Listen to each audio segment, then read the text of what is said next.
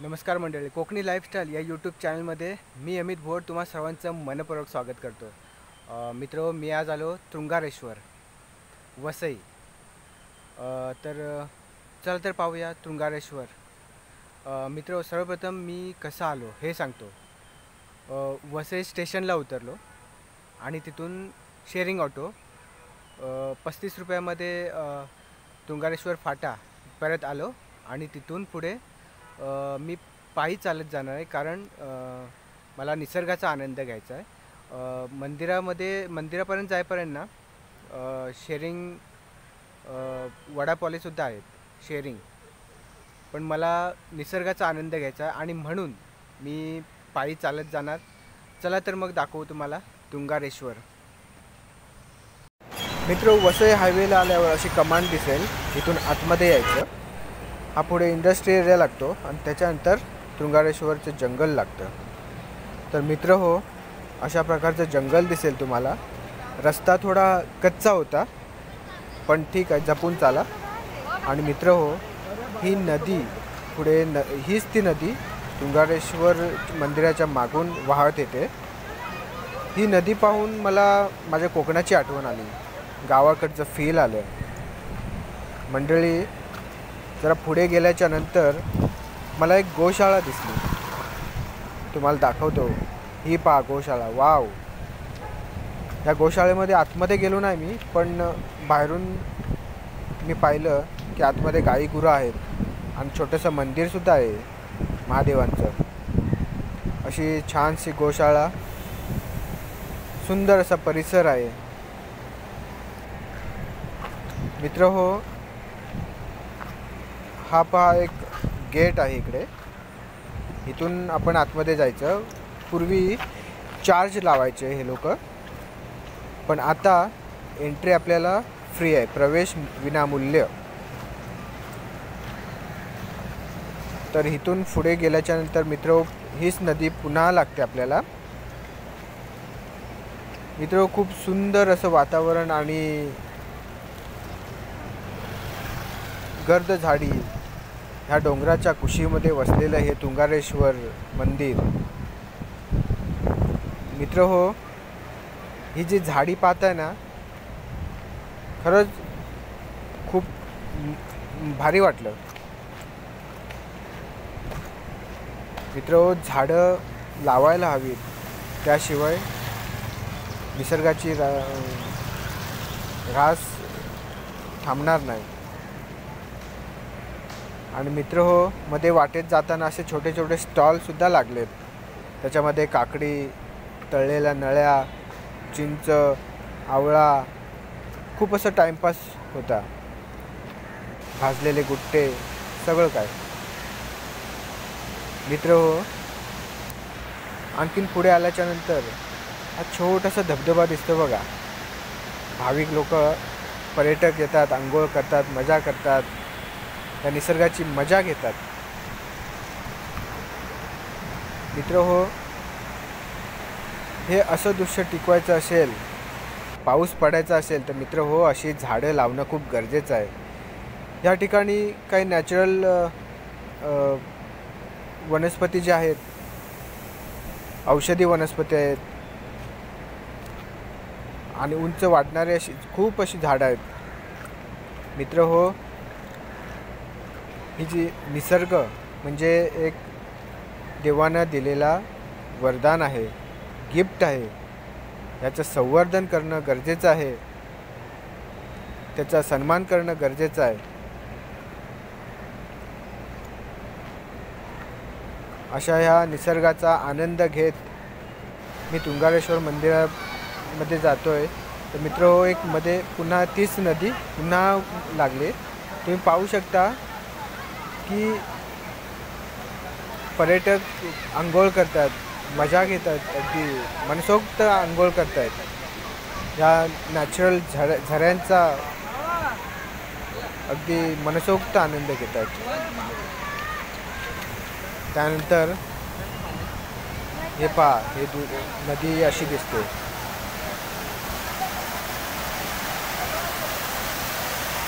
इथून मी पुन्हा पुढे गेलो।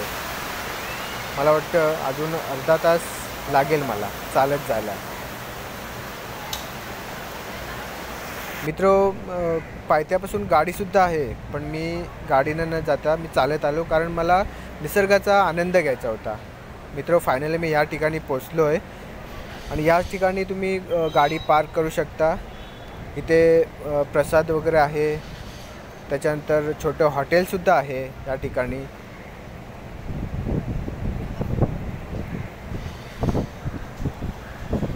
आणि त्यानंतर पुढे गेल्याच्या नंतर हे पहा, ही अशी छोटी छोटी दुकानं आहेत. छोटंसं गार्डनसुद्धा बनवलं या ठिकाणी. खूप सुंदर असं वातावरण. मित्र, पाऊस असताना तर आणखीन मजा आली असती, कारण पाऊस नव्हता. फायनली मी पोचतोय मंदिरापाशी. ही अशी एक छोटीशी परडी घ्यायची, त्याच्यामध्ये फुलं असतात, दूध असतं पिंडीवर वाहण्यासाठी, नारळ असतो. आणि फायनली मी मंदिराच्या समोर आलो. तुम्ही पाहू शकता, कर्पूर गौरम करुणावतारम संसार सारम भुजगेंद्रहारम सदा बसंतम हृदयारविंदे भवम भवानी सहित नमामि. हर हर महादेव, हर हर महादेव. मित्र हो, हे आहे तुंगारेश्वर महाराजांचं मंदिर, निसर्गाच्या कुशीत लपलेलं. वाव, सुंदर वातावरण.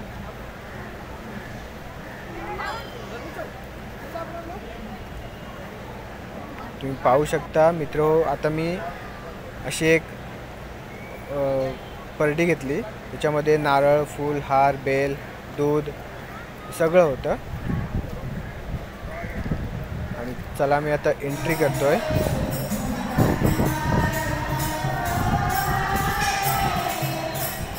मित्र, मी मंदिरामध्ये प्रवेश केला आणि मंदिरामध्ये काही स्त्रिया तुंगारेश्वर महाराजांचं भजन गात होत्या.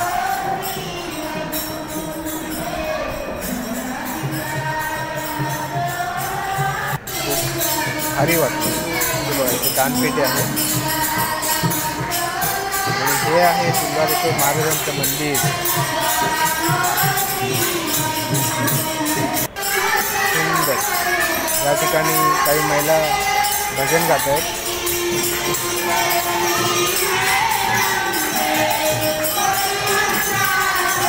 ओम नमः शिवाय, ओम नमः शिवाय, ओम नमः शिवाय.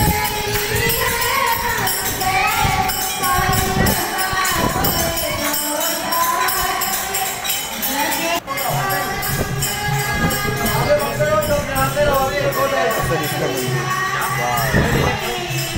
खूप छान. पाहू शकता गाभाऱ्यामध्ये हे आहे तुंगारेश्वर महाराज, शंभो महादेवांचं हे मंदिर. खूपच छान, खूपच छान. आणि मी सुद्धा इथे महाराजांची पूजा केली. दूध वगैरे वाहिलं पिंडीवर आणि त्यानंतर पुढे गेलो.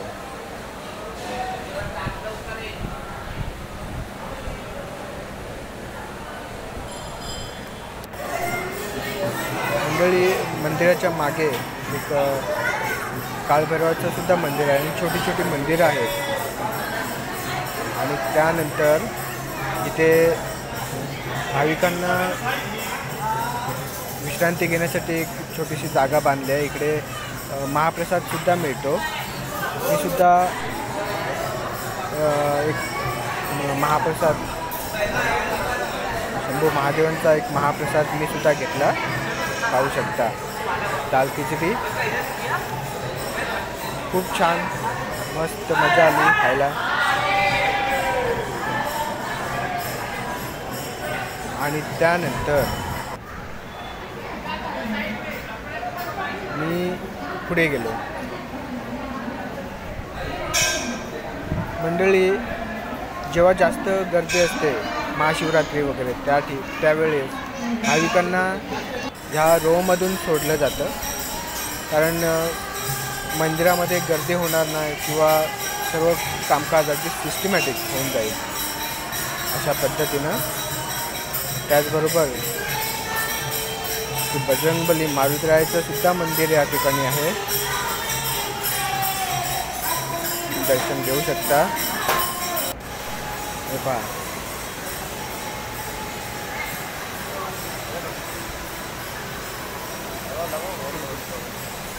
आणि त्यानंतर मित्र मंदिराच्या मागच्या साईडला आलो.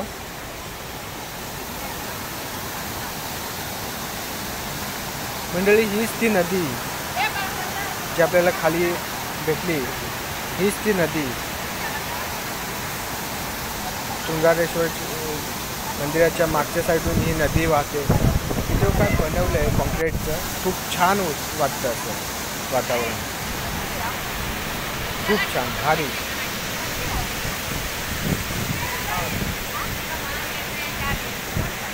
वाव, निसर्गाच्या कुशीत गर्द झाडीमधून आलेली ही नदी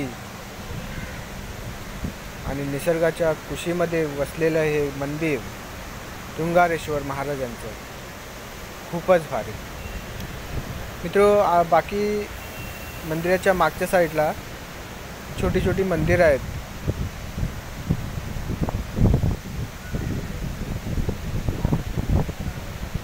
ह्या देवींचं मंदिर आहे. जय माता दी.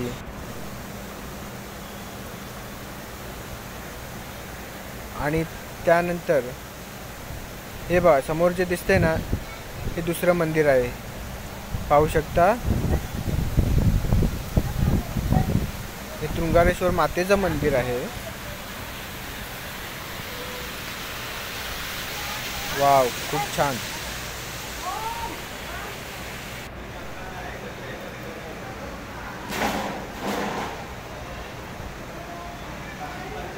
मंडळी, पावसाळ्यामध्ये हे वातावरणच भारी असतं, म्हणून आपण पिकनिकला वगैरे जात असतो.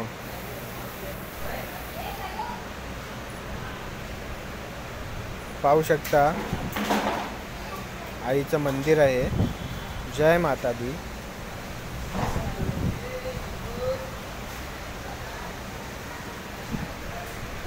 आणि हे बाहेरचं वातावरण. तर मंडळी, असा होता आजचा ब्लॉग. हा व्हिडिओ आवडला असेल तर व्हिडिओला लाईक करा, शेअर करा, कमेंट्स करा. आणि चॅनलवर नवीन असाल तर चॅनलला सबस्क्राईब करा. बाजूची बेल आयकॉन दाबा, म्हणजे माझा नवीन व्हिडिओचं नोटिफिकेशन हे सगळ्यात पहिले तुम्हाला मिळून जाईल. भेटू का नव्या व्हिडिओमध्ये. तिथपर्यंत पाहत राहा कोकणी लाईफस्टाईल. थँक्यू.